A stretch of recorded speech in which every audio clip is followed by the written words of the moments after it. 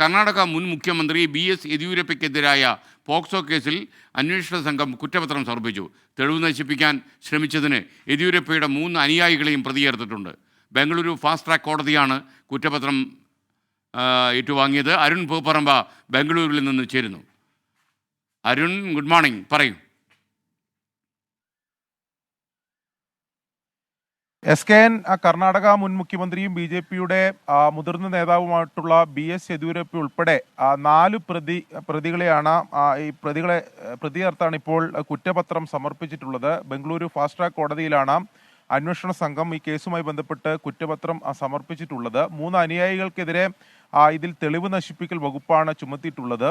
യെദ്യൂരപ്പയ്ക്കെതിരെ POCSO, അതോടൊപ്പം തന്നെ Indian ശിക്ഷാ നിയമത്തിലെ 354A, 214, 204 വകുപ്പുകൾ ഉൾപ്പെടെ, അതായത് ജാമ്യമില്ല വകുപ്പുകൾ ഉൾപ്പെടെ ചുമത്തിയാണ് നിലവിൽ ഇപ്പോൾ കുറ്റപത്രം അന്വേഷണ സംഘം നൽകിയിട്ടുള്ളത്.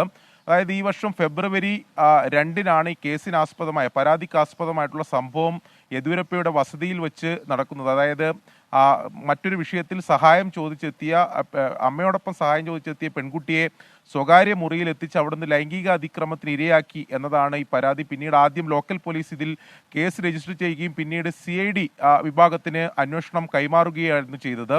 ആദ്യഘട്ടത്തിൽ അന്വേഷണത്തിൽ ഒരു മെല്ലെപ്പോക്കുണ്ടായിരുന്നു. എന്നാൽ കഴിഞ്ഞ 3 ആഴ്ച മുമ്പാണ് ഇതുമായി ബന്ധപ്പെട്ട് ഈ പെൺകുട്ടിയുടെ ബന്ധു ഹൈക്കോടതിയെ സമീപിക്കുകയും ഈ അന്വേഷണം വീണ്ടും ഊർജിതമാക്കണം, യെദ്യൂരപ്പയെ അറസ്റ്റ് ചെയ്യണമെന്ന് ഉൾപ്പെടെയുള്ള ആവശ്യം ഉന്നയിച്ച് ഹൈക്കോടതിയെ സമീപിച്ചത്.